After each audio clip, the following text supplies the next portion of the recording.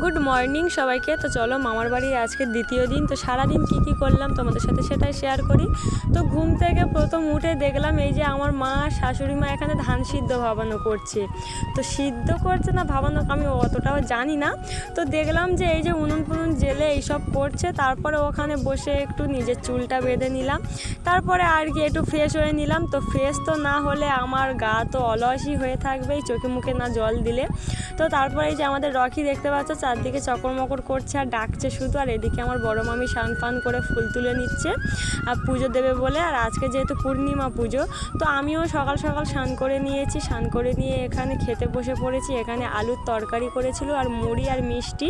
তো যাই পারে হোক। আর একটা সং দেখলে তোমরা যে ছেলে হয়ে শাড়ি পরার এতটাই মানে ওর ইন্টারেস্ট, কি বলবো আর, মানে আমার অতটা শাড়ি নিয়ে ইন্টারেস্ট নেই যতটা ওর আছে।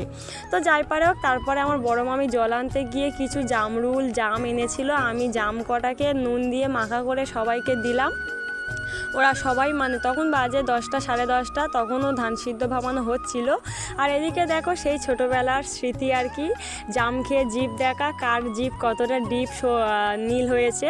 তো তারপরে সেই উনানেই কিন্তু একেবারে রান্না হয়ে মানে বসিয়ে দিয়েছিল আমার ছোটো মামি। আর এদিকে আমার মা মাছ কুটে দিয়ে কিন্তু এখানে আমাদের রকিকে স্নান করিয়ে দিচ্ছিল। আর ওকে মানে আমার মা মনে হয় আমাকে অতটা যত্ন করেনি যতটা আমার মানে আমাদের রকিকে যত্ন করে।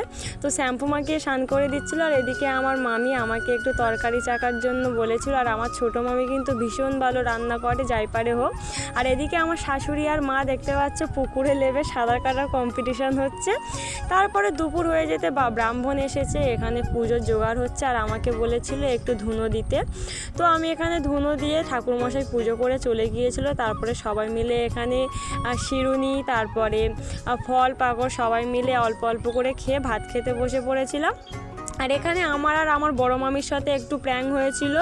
পটল আলুর তরকারি, আমরা যেহেতু সল্লেটা খাই না, সেই সল্লেটা মাছ দিয়েই তরকারি করে আমাদের খাওয়ানো হয়েছে। তো যাই পারে হোক। তারপরে কিন্তু খাওয়া দাওয়া করার পরে এখানে প্রচুর বৃষ্টি এসেছিল, ঝড় উঠেছিল। আর পরপর এই দুদিন কিন্তু ঝড় বৃষ্টি হচ্ছে। আর আমার ছোটো মামাদের যেহেতু মাছ ধরা হচ্ছিল, এখানে পুকুর ছাঁচা হয়েছিল, কতগুলো মাছ এনেছে দেখতে পেলে। তারপরে কি সবার জন্য একটু চা করেছিলাম। চা করে এখানে আমি আর আমার ছোটো মামি লুচি করতে বসে পড়েছে। আর আমার বড় মামি কিন্তু ওদিকে করেছিল ঘুগনি।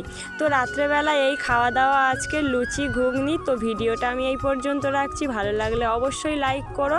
টাটা।